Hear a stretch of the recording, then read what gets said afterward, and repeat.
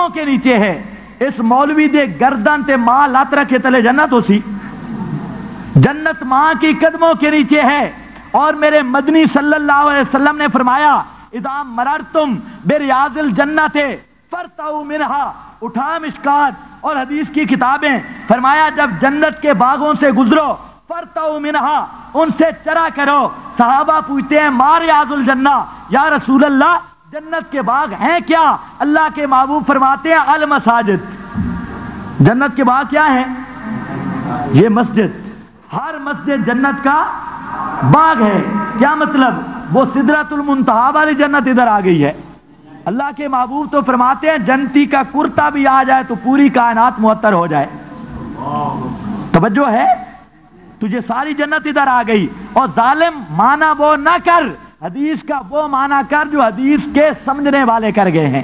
جو محدثین نے مانا کیا ہے وہ حدیث بھی برحق ہے, اور ما بین بیتی و منبری سب برحق ہے, اور منبری علی الحوض بھی برحق ہے. لیکن اس کا یہ معنی نہیں کہ اللہ نے وہ جنت اٹھا کے ساری ادھر آ رکھی ہے. قرآن کہتا ہے عندہ سدرۃ المنتہا عندہا جنت المأوی. کہتا ہے جی حضرت سلیمان علیہ السلام, مولوی صاحب کہہ رہا تھا ادھر جو اس نے تقریر کی ہے, آخر اس کی ہم محنت ضائع تو نہیں کرتے نا, اتنی جو محنت کی ہے وہ بھی ہمارا محسن ہے, بیچارے کا پسینہ بھی نکل گیا. لیکن یہ ہے کہ آواز حق کانفرنس کے بعد کچھ نہ کچھ انہوں نے تہذیب سیکھ لی ہے. میں اس مولوی صاحب کی تعریف کرتا ہوں, سرگودے کا تھا یا کوئی تھا, تو وہ زبان انسانوں والی استعمال کر رہا تھا. بعض لوگوں نے جو ان کی سیڑھیاں نہیں سنی نا ہمارے ساتھی, تو کہتے ہیں کہ تھوڑی سی سختی کی ہے آپ نے. تو میں نے کہا ذرا ان کی سنتا تو پتہ چلتا. علاج بالمثل ہوتا ہے نا, توجہ ہے نا. وہ کہہ رہا تھا کہ میں قرآن سے دلیل پیش کرتا ہوں, حیات جو ہم مانتے ہیں, حیات میں جھگڑا نہیں, وہ حیات مانتے ہیں کہ روح اس بدن میں ہوتی ہے. وہ کون سی حیات مانتے ہیں؟ روح اس, اور ہم کہتے ہیں حیات ہے روح بدن میں نہیں. روح کہاں ہوتی ہے؟ جنت الفردوس میں ہوتی ہے. اس بدن کے اندر روح نہیں, روح کہاں ہے؟ جنت میں. اب یہ جھگڑا ہے. ہم کہتے ہیں حیات کا مطلب ہے روح بدن میں نہیں, روح جنت میں ہے. وہ کہتے ہیں حیات کا مطلب ہے روح بدن میں ہے, روح جنت میں نہیں ہے. آگے سے وہ تعویلیں کرتے ہیں. تو وہ کہہ رہا تھا دیکھو جی, ایک ہوتا ہے لفظ خرا یا خرو, سبحان اللہ کیا بات, اور ایک ہوتا ہے ساکاتا یسکوتو.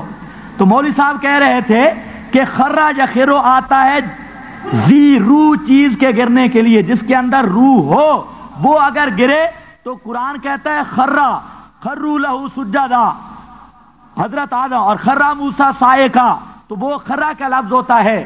اور جہاں پر روح نہ ہو, میت گرے, تو وہاں ساکاتا کا لفظ ہوتا ہے. اور کہتا ہے قرآن میں آتا ہے فلما خرا, حضرت سلیمان علیہ السلام جب گر گئے سال کے بعد, فلما خرا, تو لفظ کون سا آیا ہے؟ خرا. اور مولوی صاحب کہتے ہیں جہاں خرا آ جائے تو اس کا مطلب یہ ہوتا ہے کہ روح بدن میں ہے, اور وہ اس حیات کے ساتھ زندہ ہے جو روح بدن کے اندر ہے, ایسی حیات کے ساتھ زندہ ہے. جب لفظ خرا آ گیا سمجھ آ گئی حضرت سلیمان کی روح بدن کے اندر موجود تھی.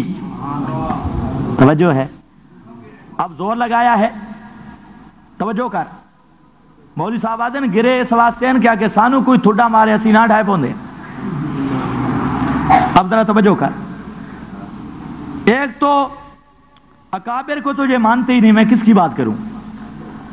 انہاں دا کام او یہ جڑا پہلی تقریر میں دسا 100 وصلاں تے 100 جتیاں والا, بالکل نہیں مانتے. اب اگر آپ دیکھ لیں تفسیر عثمانی, وہاں پر مسئلہ کھل جائے گا. حضرت عثمانی نے کیا لکھا؟ بے جان لاش. مواہب الرحمان اٹھا کے دیکھ لے امیر علی ملی آبادی کی, اور چھوڑ جلالین اٹھا کے لے ایک بڑے آدھے کالا بابا سجوتی, اس کی دیکھ لے. اس نے بھی اس مقام پہ لکھا ہے خرا میتن, خرا میتن, میت کا لفظ لکھا ہے لیکن نظر نہیں آئے گا. لا یاکلون, یہ قوم ہی ایسی ہے, اسے سمجھ ہی نہیں آتا, آنکھیں اندھی ہے.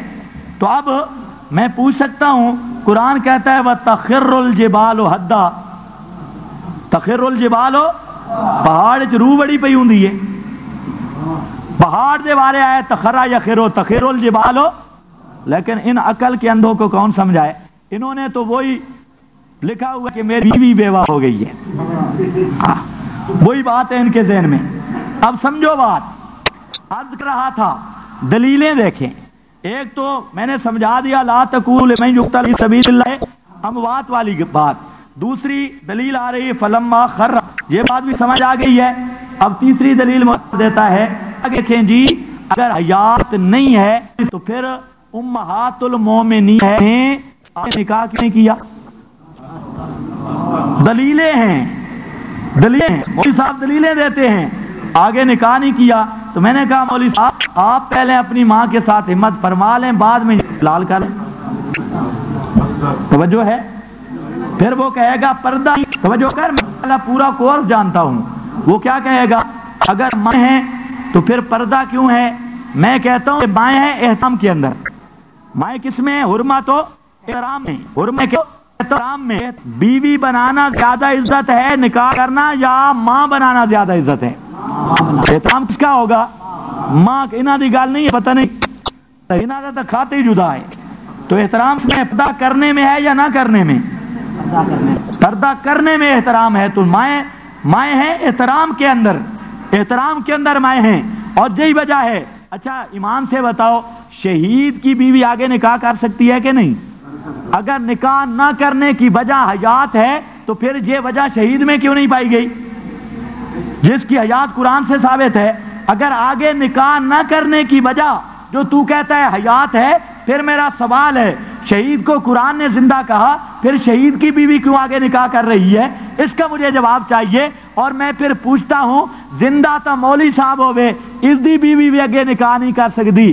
जे जिंदा नबी इंजार होवे हयाते दुनियावी नाल, फिर ये नबी दा भी कमाल नहीं, अज़वाजे मुताहरात दा भी कमाल नहीं। कमाल तो तब बनता है कि उम्मती पे मौत आ जाए, इसकी बीवी आगे निकाह कर जाए, लेकिन नबी पे मौत भी आ जाए तो नबी की बीवी को फिर भी आगे निकाह करने की इजाजत ना हो, तब ये मेरे पैगंबर की खुसूसियत है, वरना खुसूसियत बन सकती? तवज्जो है?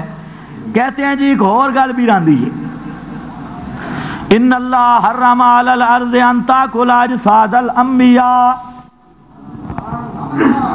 अल्लाह ने मना कर दिया है जमीन पर कि अंबिया के वजूदों को छेड़ें, जमीन की मिट्टी नहीं खा सकती। तो क्या है? ये हयात की दलील है। सुभान अल्लाह, सुभान अल्लाह, क्या बात है। कौमुल्लाह नहीं समझते। और मैं कहता हूं जिंदा उम्मती भी हो तो उसके वजूद को भी मिट्टी नहीं खाती। और अंदर रूह हो, अंदर रूह हो, उम्मती के वजूद के अंदर भी रूह हो तो उसको मिट्टी खा सकती? अगर पैगंबर के वजूद में रूह हो मिट्टी ना खाए, कमाल